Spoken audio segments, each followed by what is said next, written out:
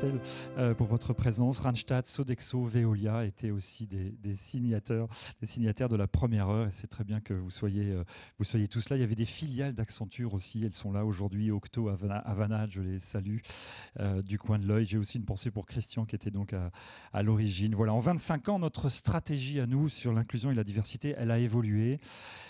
Mais nos engagements restent intacts. On est toujours convaincus, absolument convaincus. On est une entreprise de services professionnels, d'hommes et de femmes. On est convaincus que l'attraction, l'embauche et le développement de personnes qui ont des parcours différents, des perspectives de vie différentes, c'est essentiel pour favoriser en particulier l'innovation. L'innovation, je dis toujours, il n'y a pas de recette, ce serait trop facile.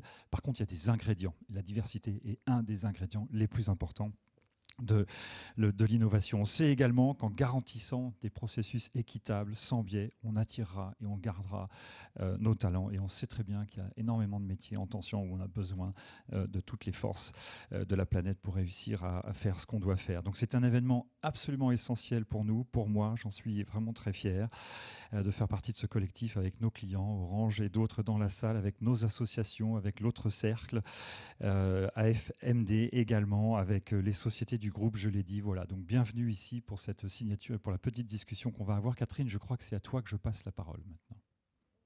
Ah, c'est pas toi. Moi, sur mon petit brief, il y a marqué « Passer la parole à Catherine ». Quand même. Alors... Non, je la laisse volontiers. Alors, à qui dois-je la donner alors? C'est à toi. Florian. C'est moi qui prends la suite. Merci.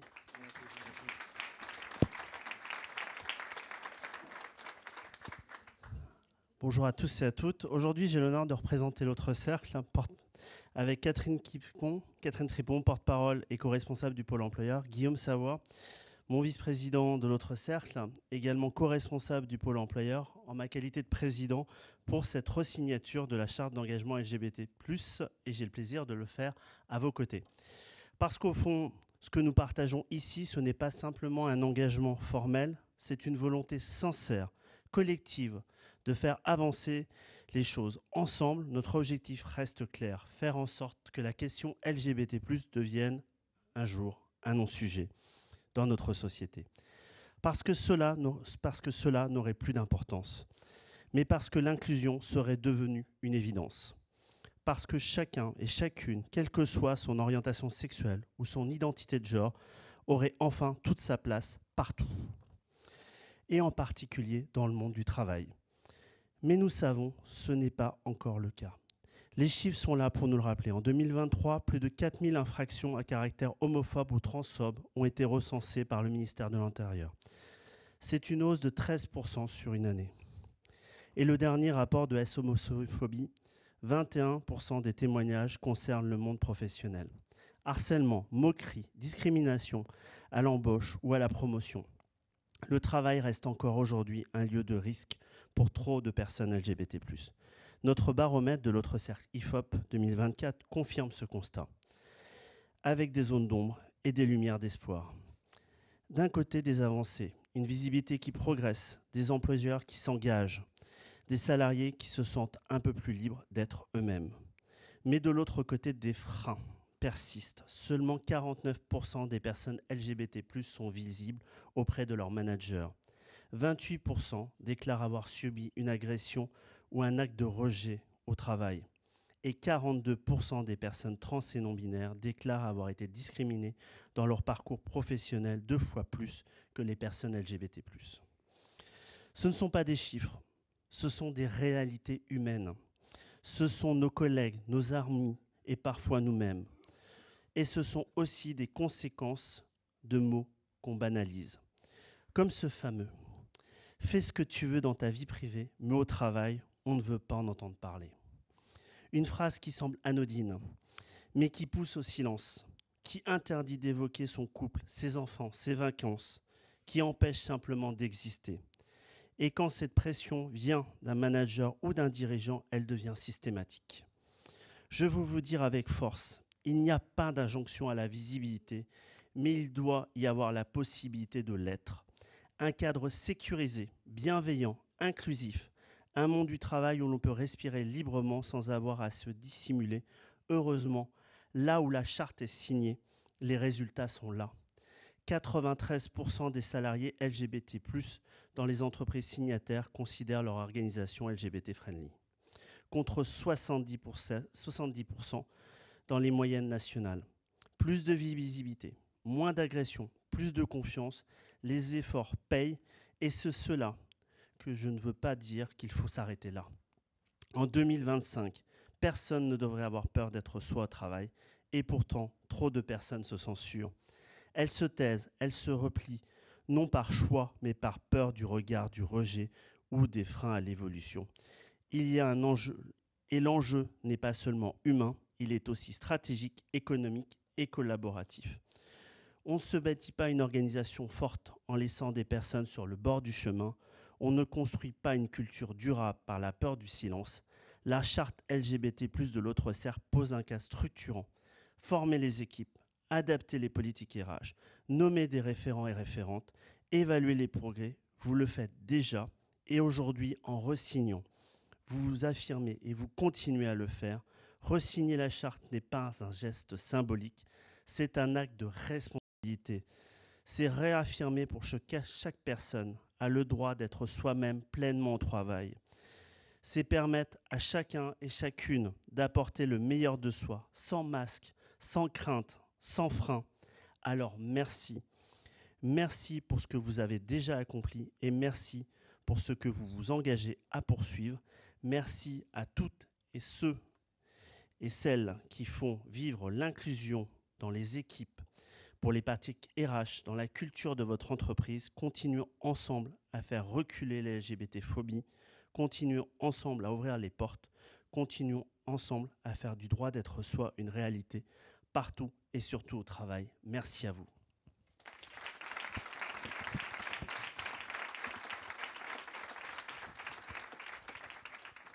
Eh bien, merci. Alors, maintenant, on va passer à la séquence hyper chronométrée.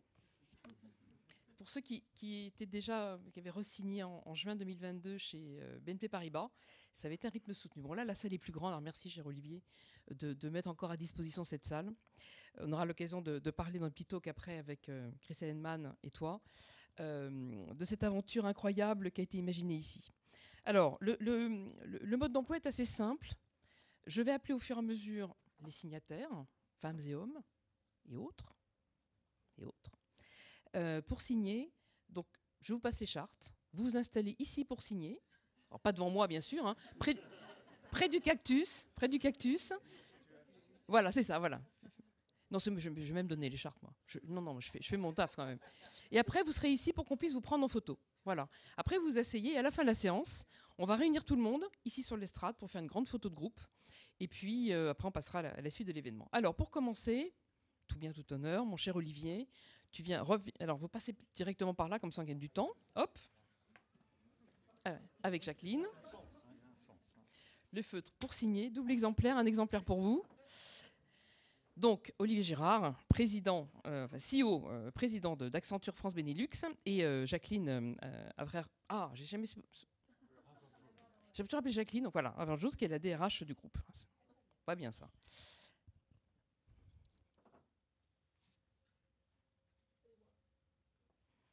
Oui, on vous prend en photo en train de signer. Et ensuite, la photo avec la charte. Avec une charte, voilà, que vous garderez. Bon, c'est le temps de lancer la machine, hein, il est tôt le matin.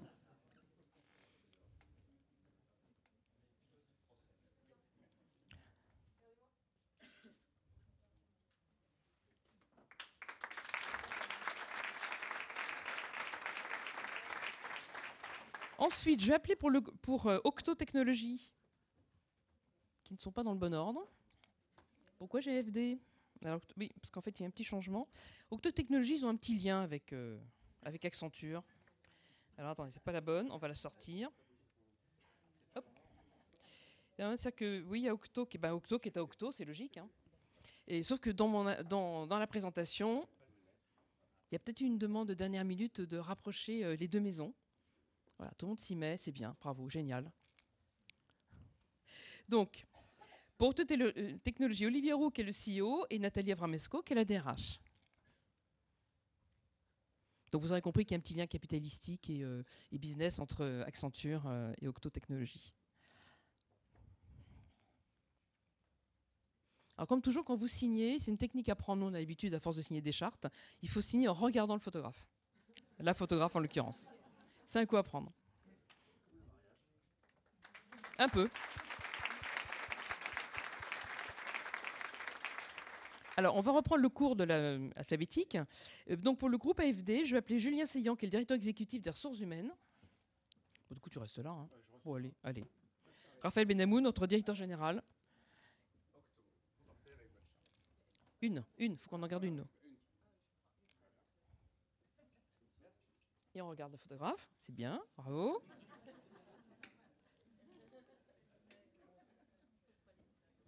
Ce qu'il faudrait faire,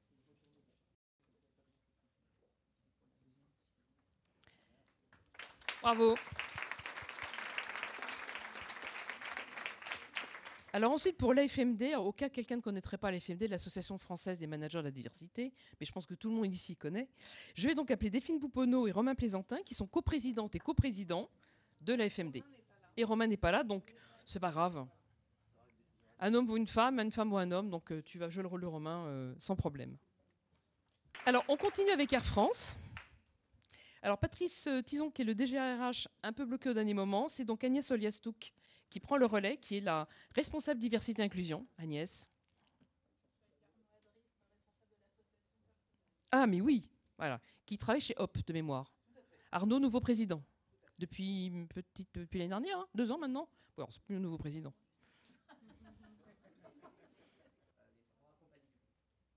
Très bien. Et nous, on se retrouve samedi en parallèle de la marche des fiertés.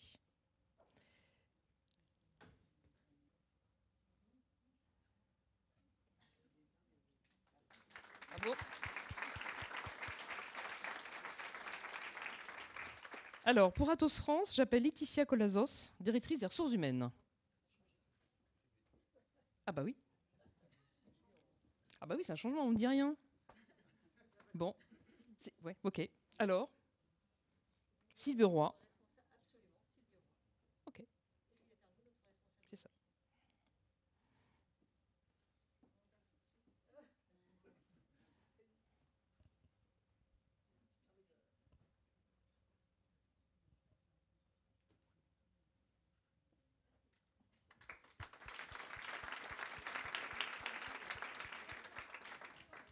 Alors maintenant, pour audience, Frédéric Oliven, directeur général, est représenté par Jérôme Bonneau, DRH. Jérôme, voilà, je t'ai vu tout à l'heure.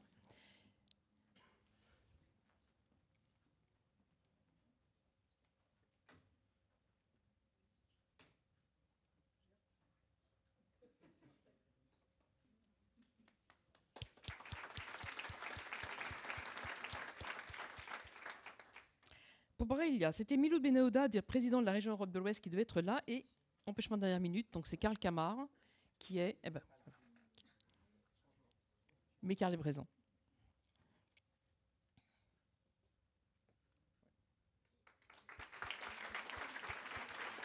Ensuite, pour le groupe Dréger, j'appelle Olivier Dréger, qui est le président, 5e de la génération familiale. Olivier. Alors, il est où, Olivier? Ah, je ne l'ai pas eu.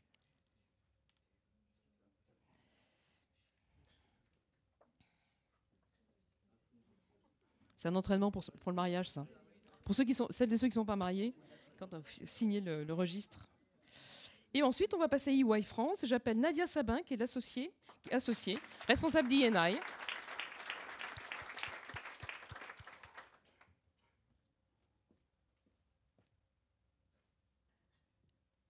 Et on va continuer avec Fnac Darty. Et j'appelle pour Fnac Darty Tiffany Foucault, qui est secrétaire générale en charge des RH, de la RSE et de la gouvernance. Bon, nous avons une certaine exhaustivité dans les organisations, des secteurs très différents.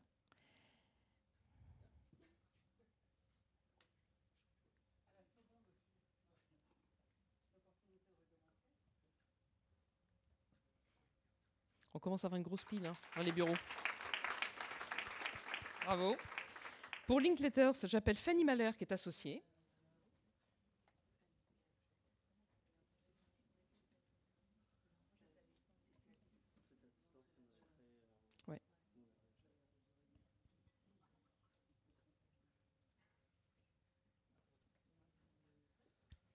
Bravo.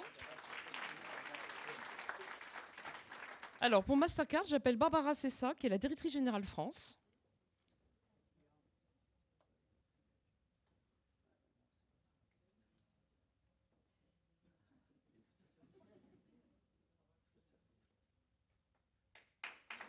Bravo. Alors, pour Moody's, ils arrivent à 4. J'ai Alexis Michon, qui est le directeur général de Moody's France SAS.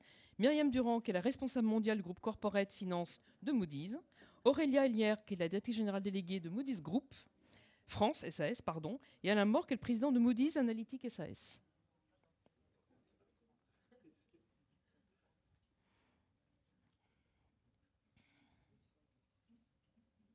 On aime bien nous aussi quand les différentes entités qui ont une certaine autonomie juridique au sein d'un groupe décident d'être co-signataires et qui ne sont pas simplement effectivement la tête de l'organisation. Bon, évidemment, c'est plus long. Toujours, regardez. Allez, il faut regarder la photographe en signant.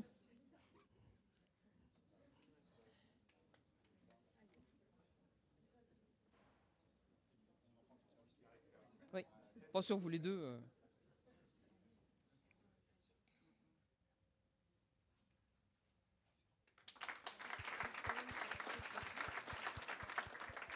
Alors Olivier tout à l'heure parlait effectivement d'Alcatel-Lucent qui avait fait partie des premiers signataires en janvier 2013, qui a été racheté par Nokia. Et donc j'appelle Antoine Vavon, DRH, et Laurence Blériot, directrice juridique, pour signer pour le compte du groupe Nokia. Et donc les équipes anciennement Alcatel.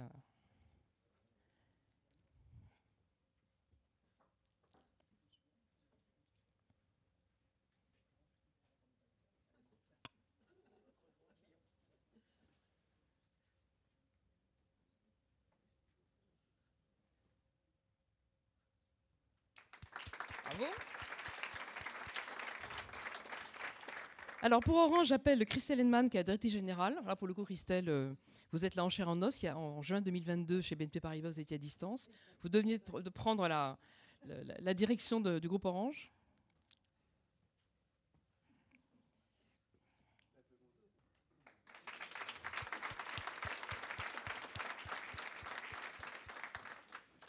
Alors pour Page Group, j'appelle Frédéric Benet et Stéphanie Le Cerf, qui sont Managing Director, et Nathalie Paul-Guater, directrice d'INI.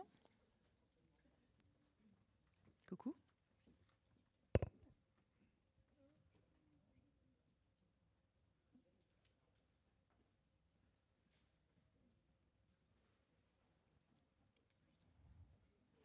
Alors c'est Page Group, mais en fait c'est Michael Page et Page Group qui ont signé à quelques années d'écart.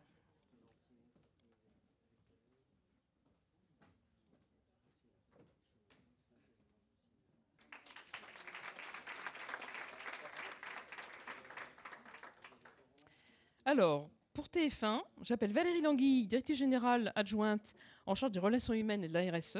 Et normalement, Pierre Branco, qui est directeur général de Studio TF1, mais je sens que Pierre Branco n'est pas là. Bon, sans problème. Studio TF1, donc, qui est anciennement Newen, Studio TF1 qui a... Voilà, ça on est d'accord.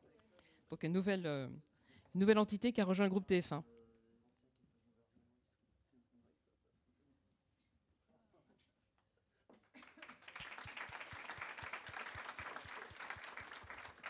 Bon, c'est un rythme soutenu, mais the last but not the least, on va terminer avec Valtus, et j'appelle Björn Riksson, qui est le groupe CEO, Yves Maigret, associé, Charlie Michel, coordinatrice, pôle manager, et Samia Bedoui-Gandhi, business coordinator.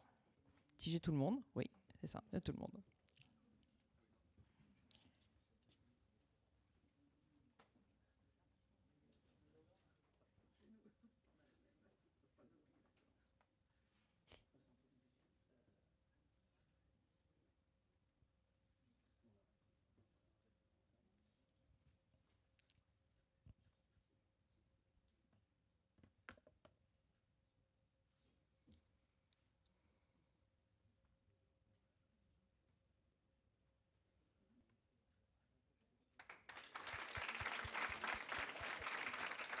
Alors, maintenant la photo de groupe. Alors pour la photo de groupe, j'appelle le groupe des déménageurs attitrés l'autre cercle. On fait la photo ici. On enlève les chaises. Enfin les tables plutôt. Je pense que on peut le mettre comme ça. Alors, je vous invite tous et toutes, resignataires, à revenir sur l'estrade.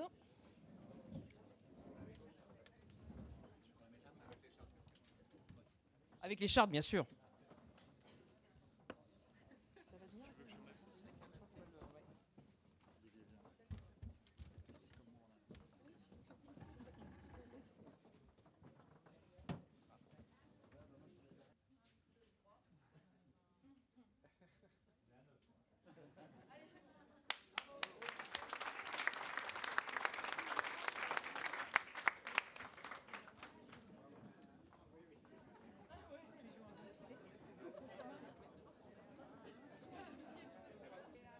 Alors, je voudrais quand même qu'on remercie tous les signataires et les signataires qui ont accepté effectivement de venir signer sans parler, parce que généralement, quand on signe, on a envie de s'exprimer. Et on s'était dit, on dit à chaque fois pour les re-signatures collectives, s'ils commencent tous à nous dire un petit mot, ça va être, il y aura beaucoup de points communs. Ça va être un peu redondant, en même temps c'est sincère, on n'en doute pas. Et on s'est dit qu'on allait la jouer plutôt comme ça dans un mouvement un peu collectif, ce qui facilite aussi la vie des dirigeants et dirigeantes qui sont un peu chargés en agenda. Donc juste pour conclure, avant de démarrer un petit talk, d'abord à l'autre cercle, on est très content que cette charte fasse ce qu'elle fait aujourd'hui, c'est-à-dire qu'elle fédère, elle donne l'occasion effectivement de formaliser un certain nombre de process, de marquer un engagement. Et il est évident que par les temps qui courent, que ce soit au sein de l'Europe ou outre-Atlantique, et vous êtes quand même assez nombreuses et nombreux ici à avoir des titres ou des engagements autour des questions de diversité, égalité, inclusion ou équité, inclusion. C'est un sujet qu'il faut voir un petit peu de colonne vertébrale pour ne pas lâcher. En étant peut-être parfois un peu plus discret en communication, on le voit bien pour certaines signatures de grands groupes, des filiales françaises de groupes américains pour qui c'est compliqué de signer avec une grande communication publique. Mais nous, ce qui nous importe à l'autre cercle, et c'est le boulot, on va fêter nos 30 ans en 2027, donc je vous prie de noter sur votre agenda, 2027, 30 ans de l'autre cercle et 15 ans de la charte, mine de rien, à force. Mais on va aborder là tout à l'heure avec Olivier, avec Christelle, on va aborder cette charte imaginée. On a beaucoup d'actions aujourd'hui, vous verrez tout à l'heure, Parcours Jeunes, une première grande enquête. On fait beaucoup de choses à l'autre cercle, on le fait grâce à des financements privés. Et un certain nombre d'entre vous dans cette salle ont été ou seront des futurs sponsors de nos programmes. Bien sûr, la DILCRA, Délégation générale à la lutte contre le racisme, l'antisémitisme et les haines anti-LGBT, qui nous soutient par une convention triannuelle. On est confronté à des mouvements très contraires politiquement aujourd'hui. L'Europe est un peu fracassée sur les plans de droits humains. Peut-être avez-vous noté que le programme WISE, un programme européen que porte l'autre cercle avec, au sein de l'EPBN, qui est l'Association européenne d'associations professionnelles, un programme qui était financé par l'Europe, pour lesquels nous avons fait le premier événement le 9 mai à Varsovie, la première édition des rôles modèles européens. Là aussi, ce n'était pas neutre. C'est pas neutre évidemment de le faire dans un pays de l'Est qui est un peu géométrie variable politiquement, qui va moins bien, puis qui va un petit peu mieux, puis de nouveau moins bien. Tout ce qui nous préservait, qui nous a permis d'avoir les critères de l'orientation sexuelle, l'identité de genre. Hein. L'orientation sexuelle, ça date de 2006, le traité d'Amsterdam. L'identité de genre est arrivée ensuite. Et tout ce qui est notre corpus, notre droit national aujourd'hui de prévention des discriminations, de lutte contre les discriminations, c'est venu grâce aux directives européennes. C'est pas venu très spontanément une extension de la France. Ce que la France a fait par rapport à d'autres pays européens, il y avait une obligation aussi d'avoir une haute autorité indépendante pour accompagner les personnes victimes de discrimination. Pour le coup, la HALD en France, qui maintenant a été intégrée au sein du Défenseur des droits, la HALD couvrait tous les critères, ce qui n'était pas le cas d'autres hautes autorités en Belgique ou autres des pays qui étaient parfois plus avancés sur les questions d'égalité par ailleurs. Voilà, donc on est confronté à des rencontres à un retour à une forme de nationalisme, un retour de repli sur soi. Et c'est ce que l'on dit beaucoup dans nos interventions dans les comités exécutifs et les CODIR avant signature de la charte. Finalement, le lieu de travail, alors on est plutôt sur des entreprises aujourd'hui, n'a pas vraiment beaucoup d'administration. Il y a des établissements qui sont rattachés comme AFD à l'État, mais finalement, le dernier lieu un petit peu safe aujourd'hui, c'est le lieu de travail. C'est un lieu où il y a des règles, c'est un lieu où il y a des barrières à ne pas franchir, c'est un lieu où effectivement il y a des ressources, parfois plus ou moins activés. Hein, d'abord, les référents RH, antidiscrimination et autres, harcèlement. Bien sûr, les représentants du personnel, qui ne sont pas toujours à la manœuvre en premier. C'est très géométrie variable. Mais pour autant, on arrive à contraindre la parole et les comportements effectivement contraires ou les personnes opposées à telle ou telle catégorie de personnes. Là, je sors évidemment des personnes LGBTQ+, je parle de manière générale en fonction des 26 critères, dont une dizaine qui sont soumis à beaucoup plus de discrimination aujourd'hui. Et finalement, vous êtes le lieu safe, qu'on n'aurait pas forcément imaginé il y a 15 ans, que parfois vous combliez ce que l'État n'avait pas toujours à faire, hein, le travail de formation, d'apprentissage, pour compenser parfois ce que le système éducatif a du mal à produire en masse, c'est une chose. Mais là, aujourd'hui, dans ces périodes très sensibles, vous êtes un vrai roc extrêmement important pour vos employés. Et cette resignature de charte, qu'elle soit visible en communication externe ou pas, mais qu'elle soit très visible en communication interne, qu'elle soit affichée au tableau d'affichage à côté des éléments obligatoires, qu'elle soit communiquée pour que les managers de proximité comprennent que cette charte les engage aussi et que ils ou elles ont une difficulté pour gérer une situation de crise, parce que c'est souvent ça l'enjeu. Hein. En matière de diversité, on peut avoir des grands principes, des super process, mais après on laisse parfois les responsables de terrain un peu seuls à gérer un conflit dont ils n'ont pas forcément les clés et les ressources. Donc il faut que vous ayez le réflexe de se dire, tiens, là j'ai un problème. Là, il y a une espèce de harcèlement sur une collaboratrice. Là, manifestement, on a un problème de comportement raciste. Là, comportement homophobe ou lesbophobe ou transphobe. Mais pour ça, effectivement, il faut être un petit peu formé. Et à travers la charte et des mots qu'on ne prononçait pas auparavant, on arrive aujourd'hui à mettre ce sujet sur la table. Et si nous sommes très sollicités de plus en plus par des organisations très diverses, y compris d'ailleurs avec la déclinaison de la charte que nous avons lancée pour l'enseignement supérieur avec la ministre Sylvie Retailleau à l'époque. La question effectivement de la fabrique de nos élites est un vrai sujet. D'abord pour les personnes concernées, mais aussi pour leurs camarades hétéros, a priori, qui doivent se dire, dans leur futur poste de fonction, de direction, de responsabilité, il faut qu'ils et elles comprennent que c'est un sujet, en sachant qu'il y a du harcèlement et la discrimination aussi dans les établissements d'enseignement supérieur. Je ne sais pas si vous avez le souvenir de ce scandale en janvier 2023 d'un WhatsApp raciste à l'école centrale de Lille. Promotion de 300 élèves, 30 membres sur WhatsApp. Et comment vous dire qu'il n'y avait pas simplement les mots négro ou bougnoul, ça allait effectivement très loin. Propos qu'on retrouve sur les réseaux sociaux, mais qu'on retrouve dans la rue, parce qu'il y a une parole débridée aujourd'hui. Et cette violence verbale, elle se fortifie. C'est le fameux phénomène d'Averton qui fait qu'à force de dire quelque chose de grossier, plus c'est gros, plus ça passe. Et si personne ne réagit, eh bien on continue et on en fait effectivement un marqueur. C'est ce qu'on voit beaucoup aux États-Unis, c'est ce qu'on voit en Argentine et qu'on pense avoir dans d'autres pays au sein de l'Europe. Donc ça, c'est une réalité. Et quand on dit effectivement que la politique ne rentre pas sur le lieu de travail, c'est pas vrai. De fait, le lieu de travail est une prolongation de la cité. Et que bien sûr, la machine à café, on va parler des dernières élections, on va parler de, voilà, la marche des fiertés à Paris, ce samedi 28, des marches en région déjà les week-ends précédents, qui vont suivre en juillet. Et évidemment, la machine à café, on va en parler. Alors, chez les signataires, on en parlera en tout cas un peu plus respectueusement, que si quelqu'un balance une vanne un peu douteuse, évidemment, des collègues alliés, c'est important pour nous les alliés, vont réagir. Maintenant, c'est tout ce travail de sensibilisation, de formation que l'on fait. Je vous rappelle, en tout cas pour les signataires, vous pourrez repartir. Je ne sais pas si c'est Charles ou Alexandre. En repartant, vous aurez un exemplaire du guide Agir, qui est le 3e guide que nous avons sorti dans la collection carrément. Le premier étant Les Alliés. Ah oui, ils sont là, ok. Le premier étant Les Alliés, le second étant Voilà, à l'issue d'une grande enquête sur la visibilité des lesbiennes, ou plutôt l'invisibilité des lesbiennes au travail. Vous remarquerez au sein même de vos réseaux internes, ERG, LGBT et autres, il y a beaucoup plus de gays visibles que de lesbiennes, pour des tas de raisons. Comme vous aurez effectivement beaucoup plus de gays blancs que de gays noirs ou maghrébins, pour des tas de raisons. Et que donc, et je me viens toujours ici pour l'ancien responsable du réseau ERG, Moïse Zogani chez Accenture, quand Moïse effectivement est arrivé chez Accenture, il était content, bien, productif, mais on a fait une vidéo de lui il y a 2 ans pour l'édition des rôles modèles. Il expliquait, bon, moi, en tant que noir, je vais déjà attendre de voir comment ça se passe avant de dire que je suis gay. Et il l'a fait effectivement parce qu'il a eu confiance. Et la confiance, ça ne se décrète pas, ça se construit. C'est comme les questions d'inclusion. Et donc, il faut donner des signaux forts. C'est comme en amour, il faut des preuves d'amour. Hein. Il ne faut pas juste acheter une bague, il faut également faire plein de choses durant toute sa vie. Je ne vais pas donner des leçons matrimoniales, mais voilà. C'est des petits gestes qu'il faut avoir régulièrement. Et c'est ça, ces petits gestes-là, qu'il faut que vous... Alors, je sais que vous, tout ici, vous êtes convaincus. Ce qu'il faut, c'est évidemment l'insuffler pour que ça descende vraiment sur le terrain. Et que c'est pas grave, une parole maladroite, ça arrive. Par contre, il faut l'expliquer.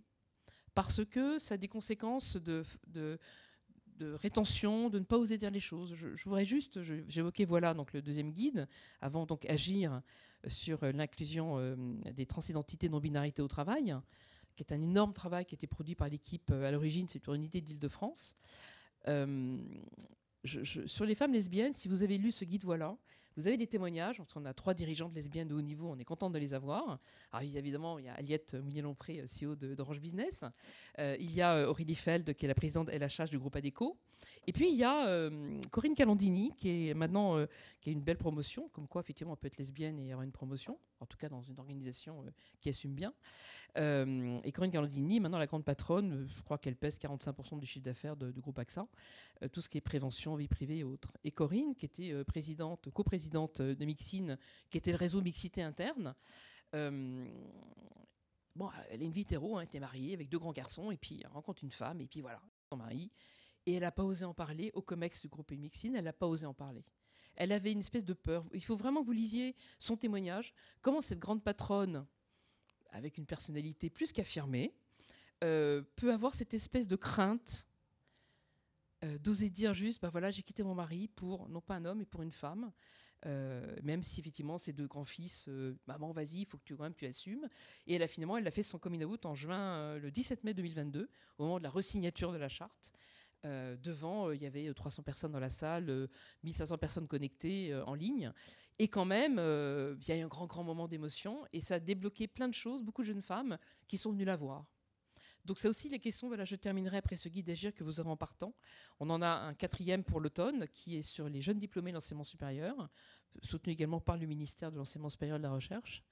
Et puis nous allons avoir une nouvelle édition des rôles modèles le 30 septembre. Il y a encore des tables à vendre, je l'ai dit, il y a des places à prendre. C'est évidemment, la conférence est gratuite. C'est encore dans un très beau lieu. On va encore avoir, notre jury va se réunir vendredi. On a déjà, sans rien dévoiler, on a des très très jolis profils. Mais pour avoir des rôles modèles, il faut que les conditions le permettent. Et que ces rôles modèles soient visibles, c'est aussi une façon de dire aux personnes que, bah voilà, la personne elle est elle-même, ça n'empêche pas de réussir sa carrière. Parce qu'à un moment donné dans sa vie, on a pu tous et toutes avoir un rejet, une mise à l'écart. Moi, mon épouse, à un moment donné, sa carrière a été bloquée dans un grand groupe.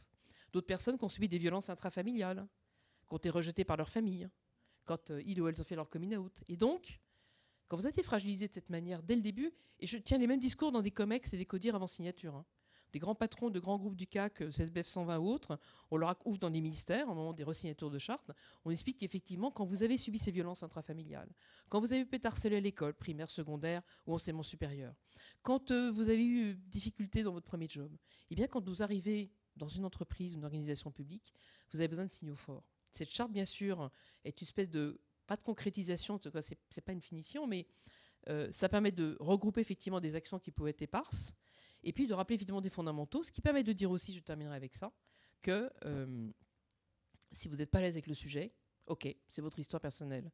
Mais au travail, de la même façon qu'on ne parle pas de politique, au travail, on n'importe pas, on n'emmène pas ses convictions, qu'elles soient de son milieu social, de ses convictions religieuses, et qu'en tout cas, il y aura une attention soutenue pour éviter ce genre de comportement. Voilà ce que je voulais un petit peu vous dire de manière un petit peu large, avant qu'on fasse un petit talk avec Olivier Girard, que j'invite à revenir chez lui, Christelle Henneman, que j'invite à rejoindre. Voilà, on va le mettre comme ça. Approchez le micro. Alors, je vais juste rappeler finalement le contexte. Ici, en juin 2012, nous avons imaginé la charte. Ton prédécesseur, tu évoquais, j'ai fait un petit message à Christian Dibourel, ton prédécesseur à la tête d'Accenture France Benelux. Je vais me tourner un petit peu parce que sinon je tourne le dos.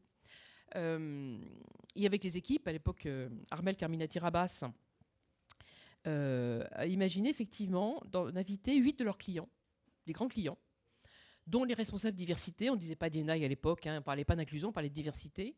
On disait on a du mal à mettre le sujet sur la table, on ne sait pas comment faire. Du coup, mode opératoire, consulting, allez hop, Accenture, ok, on a 8 clients, 10 tables, 100 personnes, une personne de l'autre cercle par table et en phosphore. Qu'est-ce qu'on peut faire? Qu'est-ce qui va pas, blabla, etc. Au final, sur l'idée d'une charte, évidemment, une charte, c'est facile à signer. Pas compliqué, on signe plein. Sauf que, une charte, en 2012, en plein débat sur l'extension du mariage pour les couples de même sexe. Débat qui fut houleux, comme vous le savez, avec des prises de parole violentes et une expression publique dans la rue qui a été au-delà du raisonnable, au-delà de ce qu'on peut attendre d'une parole publique dans un État démocratique.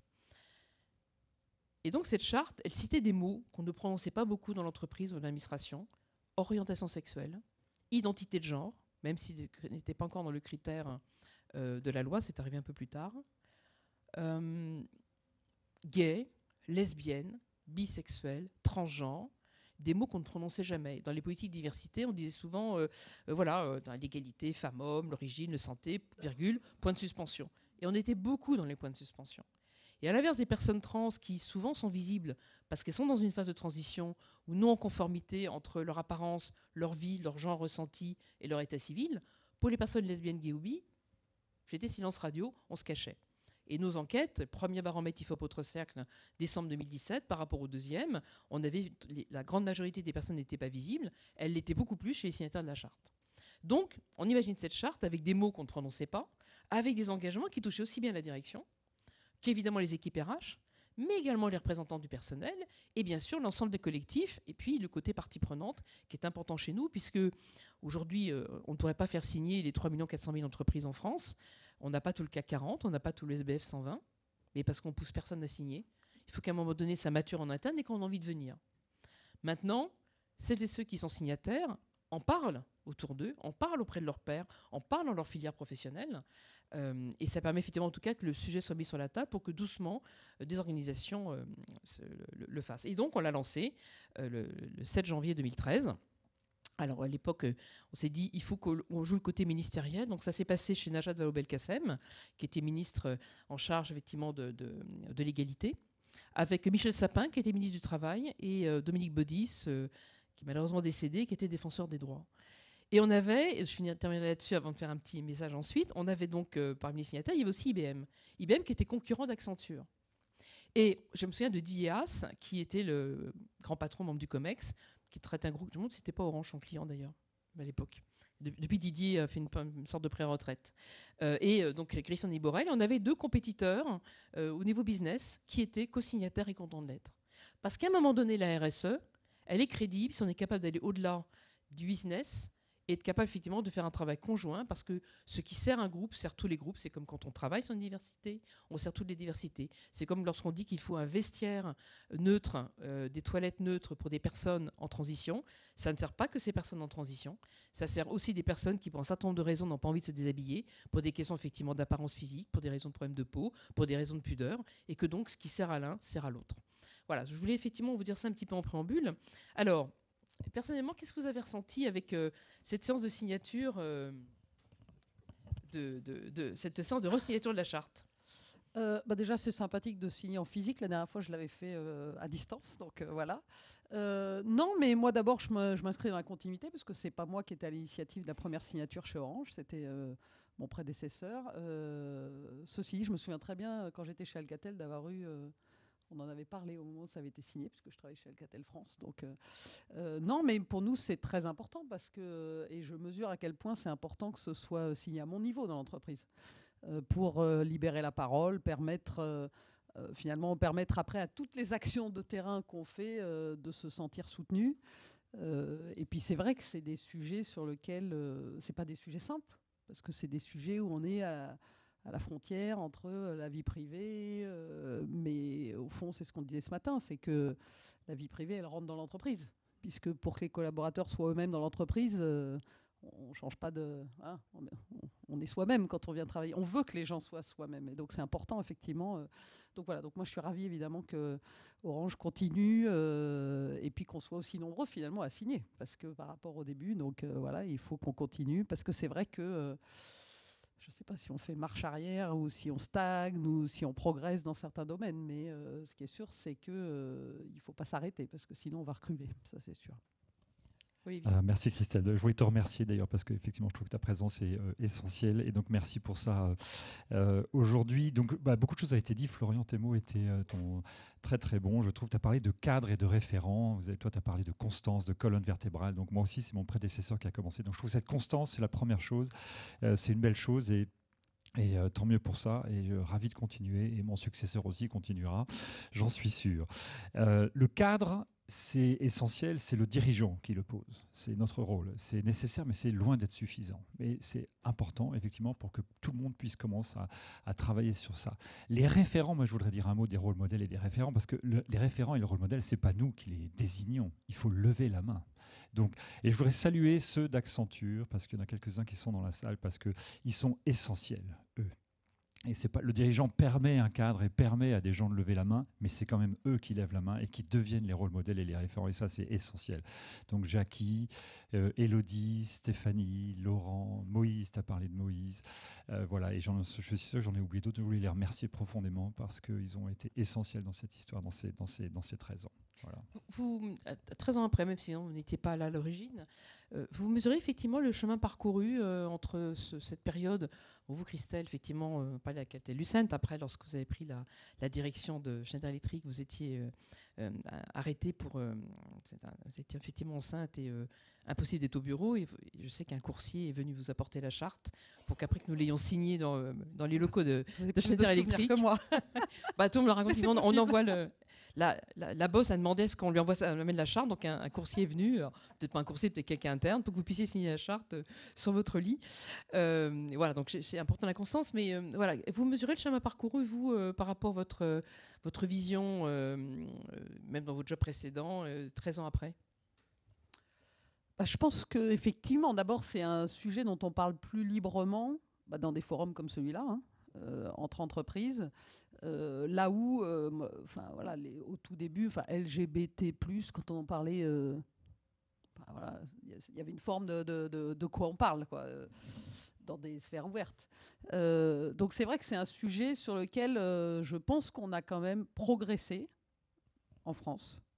Après, nous, on opère dans beaucoup de pays du monde et ça reste des sujets qui sont très liés aux environnements culturels. On opère dans la zone Moyen-Orient, Afrique. Je pense qu'aux États-Unis, tout le monde suit l'actualité. C'est des sujets sur lesquels voilà, on est quand même... voilà, les sujets de liberté d'expression sont quand même... il faut continuer à se battre parce que ce n'est pas des acquis.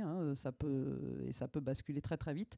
Donc, on a progressé. Moi, je suis très fière d'abord de l'engagement de nos équipes. L'association Mobilise-nous chez Orange et tout ce qui est fait par les collaborateurs et donc, effectivement, tous les rôles modèles, etc. Mais oui, je pense qu'on a progressé, mais en même temps, peut-être que plus on progresse, plus on mesure le chemin à parcourir. Et puis c'est vrai que chaque témoignage individuel montre que, au fond, c'est des aventures de vie, c'est des sommes d'individus, et qu'au fond, chaque parcours individuel, il est quand même complexe. Et il est compliqué. Donc, même si globalement la société permet plus de choses, je pense que c'est toujours pas très très simple à l'échelle individuelle. De faire son coming out. Et je ne pouvais pas m'empêcher de penser ce que vous racontiez sur la dirigeante, de me dire, mais j'en connais tellement des hommes qui ont quitté leurs femmes pour se mettre avec des hommes et qui en parlent peut-être plus librement que des femmes elles-mêmes. Donc on est dans une société où de toute façon, il y a tellement de jugements.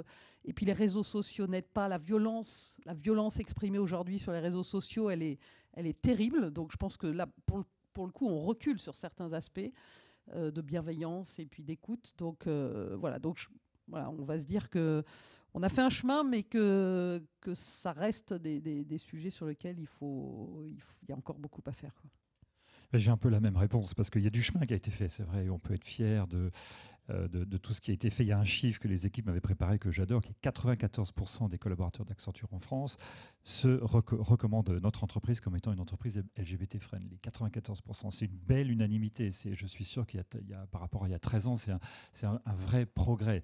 Et en même temps, je note ce que tu disais aussi, et c'est vrai aussi, nous on fait des enquêtes, on a fait une enquête en 2022, en 2024, sur, je ne suis pas sûr de comprendre tous les chiffres d'ailleurs, mais sur les expressions LGBT-phobes. Il y a une diminution entre 2024 et 2022, tant mieux, mais le chiffre me paraît encore un peu élevé, et il est tout à fait en ligne avec ce que tu disais avant, Catherine. Donc, il y a du chemin, mais il y a encore beaucoup de chemin et peut-être un peu plus de vigilance à avoir. Ce qui me rend le plus fier, j'ai le sentiment que chez Accenture aujourd'hui, et chez Octo et chez Avanade, etc., être soi-même n'est plus un sujet, c'est non négociable. Donc ça, c'est quelque chose qui... Je ne voudrais pas parler d'acquis parce que c'est, je pense, quelque chose sur lequel il faut rester en permanence vigilant par rapport à tout ce qui peut se passer en dehors des murs de l'entreprise. Mais oui, il y a du chemin et il y a encore un exercice de vigilance et de continuité à faire.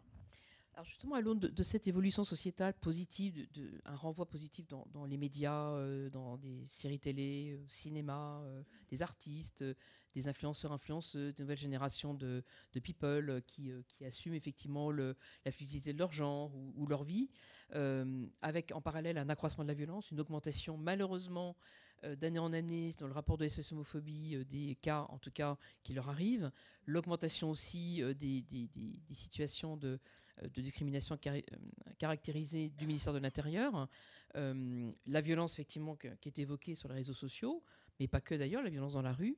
À votre avis, c'est quoi votre place en tant que dirigeants tous les deux?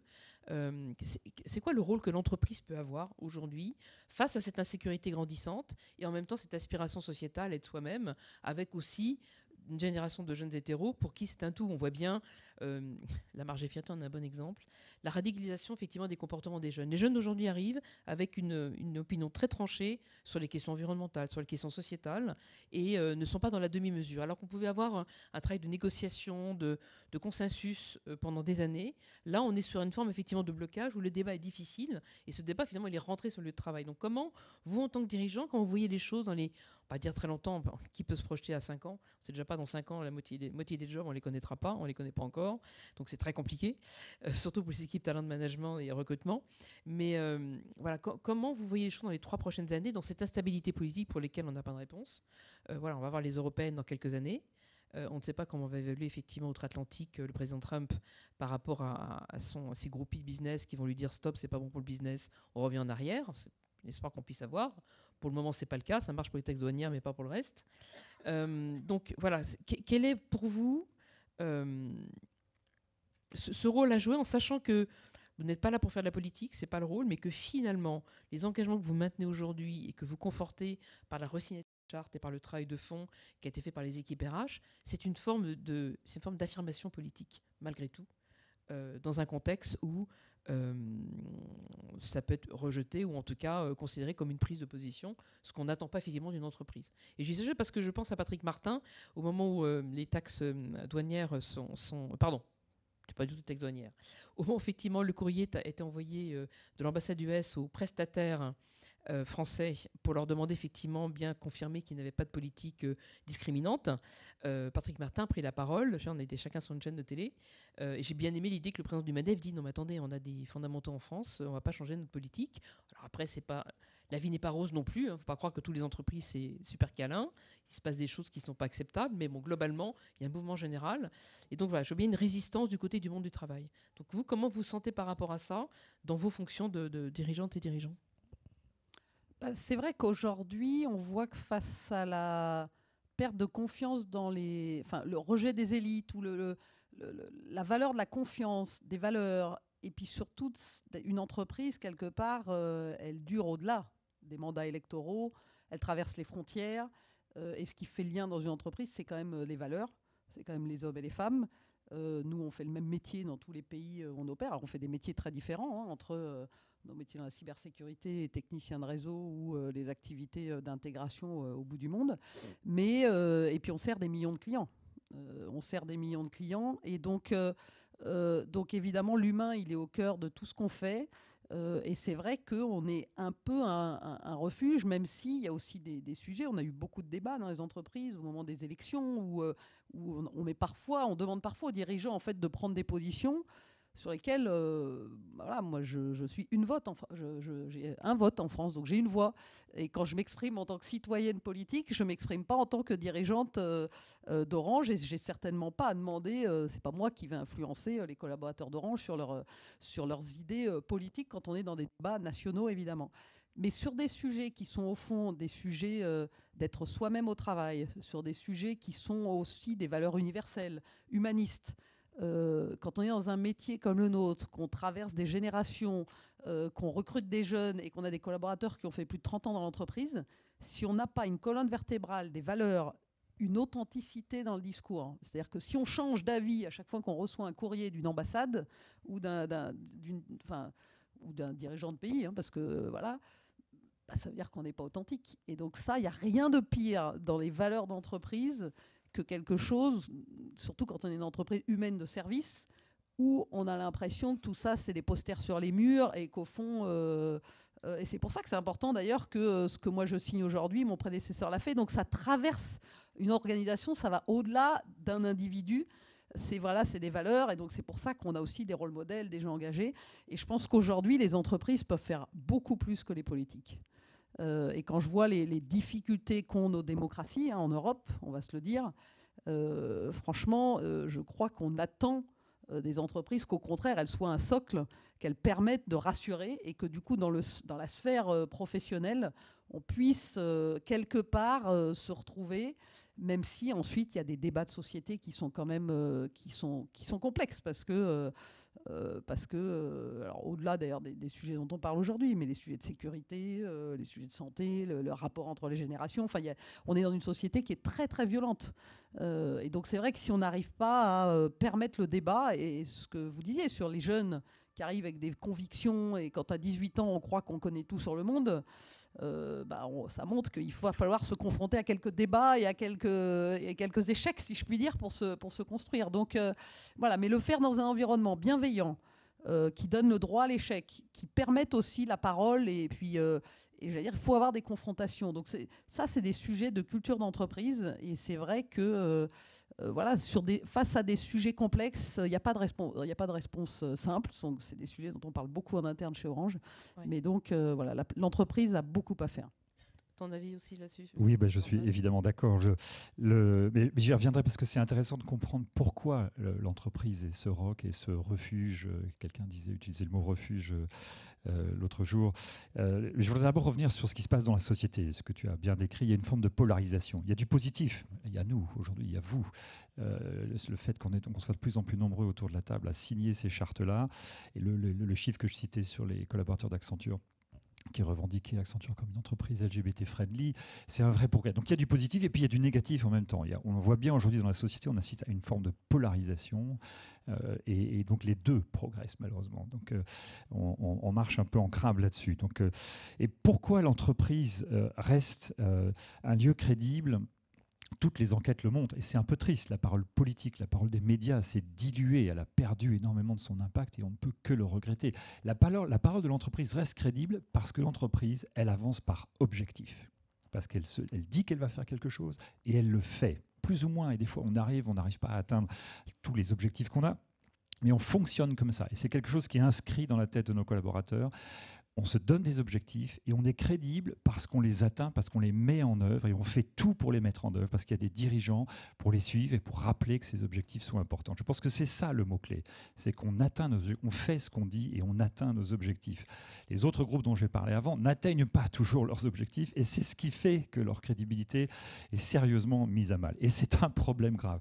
Donc on doit simplement continuer. On doit continuer notamment à être crédible dans l'atteinte de nos objectifs. Signer une charte, c'est s'engager. Ça veut dire qu'il faut qu'on atteigne nos objectifs, les objectifs qu'on a signés. Et pour nous, c'est important. Il faut qu'on continue à le faire. Donc, il faut qu'on reste dans l'action et dans l'atteinte d'objectifs, parce que c'est comme ça qu'on fonctionne. C'est comme ça qu'on gère nos équipes et nos comités de direction. C'est parce qu'on donne 2 ans, 3 ans à quelqu'un, à une équipe pour faire quelque chose et qu'on le fait et qu'on dédie les forces de l'entreprise et qu'on reconnaît, etc. Et qu'on les aide à le faire. Et donc il faut absolument, alors on reste comme ça parce que l'entreprise reste un monde qui est organisé comme ça dans son rapport au temps, dans son rapport aux objectifs, et donc il faut qu'on continue simplement à être ce refuge et à développer. Je pense qu'on peut faire plus entre nous aussi. Je pense qu'il faut qu'on soit 2 fois plus nombreux la prochaine fois qu'on signe, et je pense qu'il faut qu'on fasse plus entre nous aussi et qu'on partage encore toujours plus entre nous. Voilà. Alors, merci Catherine. 2 fois plus nombreux, là il faut agrandir la salle. Hein. Pas de problème. Vous invitera on ira chez Christelle. Elle a des salles plus grandes, elle. La prochaine signature collective sera en décembre, le 11, je crois, chez le groupe La Poste. C'est pour ça que je vois, juste pour terminer, des collectifs d'entreprises qui se regroupent sur des thématiques. Nous, quand on a fait signer le 17 mai 2019, avec un certain nombre, on était 70, je crois, dirigeants d'entreprises qui avaient signé un soutien à la charte, un soutien auprès de leurs collaboratrices et collaborateurs LGBTQ+. Au mois d'octobre l'année dernière, vous étiez une centaine de dirigeantes, rôle modèle, alliés ou LGBTQ+, à signer. Je pense effectivement à Stop dans le sexisme, je pense à Agir qui s'est lancé il n'y a pas longtemps. On voit beaucoup de coalitions aujourd'hui sur des thématiques. Alors c'est toujours un peu malheureusement les mêmes que je vois signer. On retrouve à peu près les mêmes. L'enjeu, c'est effectivement de réussir à agrandir la famille. Et nous aussi, on a envie d'agrandir la famille, même si on ne pourrait pas humainement, même avec quelques salariés et les bénévoles présents dans toute la France de l'autre cercle, on ne pourra pas faire signer l'ensemble du monde économique privé et les administrations. Mais voilà, il faut réussir à ce que ça essaime davantage. Voilà, c'est un vœu qu'on peut avoir. Pour conclure, pour passer la suite, parce qu'il y aura une petite pause, et puis après, on va attaquer Parcours Jeune. Bonjour Moïse Ntongani, dont je parlais tout à l'heure. Donc voilà, le garçon qui disait, dans sa vidéo, vous pouvez le regarder, parce que allez sur le site de l'autre cercle, regardez les vidéos de nos rôles modèles, il y a des très très jolis témoignages, dont celui de Moïse. Alors, un mot pour définir votre ressenti aujourd'hui. Alors ça peut être en tant que dirigeant, dirigeante, ça peut être en tant que citoyenne, citoyen, titre perso, parent ou pas parent. Voilà, quel est votre ressenti aujourd'hui, en un mot, sur ce qui se passe et ce qui va se passer prochainement. Voilà, c'est open. Alors, sur ce qui va se passer prochainement, je vais éviter de commenter l'actualité. On est dans un monde très incertain. Non, moi, c'est d'abord de la reconnaissance pour tous les collaborateurs qui sont engagés et qui aident finalement d'autres collaborateurs à être eux-mêmes au travail. Et voilà, donc c'est vraiment de la reconnaissance et pour tout le travail qui est fait d'ailleurs par toutes les associations engagées sur ces sujets-là, parce que c'est vrai qu'on vit dans un monde qui est très très complexe, dans lequel la violence est partout et la guerre fait le retour. Voilà. Et donc, j'allais dire reconnaissance pour tous ceux qui finalement ont leur petit combat de bien faire et de bienveillance. Donc 2 mots, je triche avec la règle, fier et lucide. Voilà. Et bien voilà, de très jolis mots de la fin. Merci à vous. Merci à vous tous et toutes.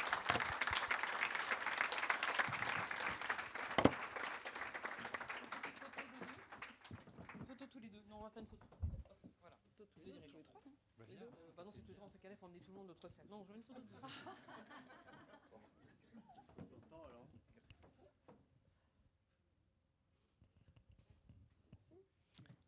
Eh bien, écoutez, merci. Bien compris. On a... Vas-y, Raphaël. On a 15 minutes. Rendez-vous à 10h pour la présentation de notre nouveau projet Parcours Jeune. Donc, merci pour l'accueil. Merci évidemment pour les viennoiseries, pour tout, Accenture. Merci à toi. Merci pour nous recevoir. Ça, franchement. Merci. Bravo. Bonne continuation.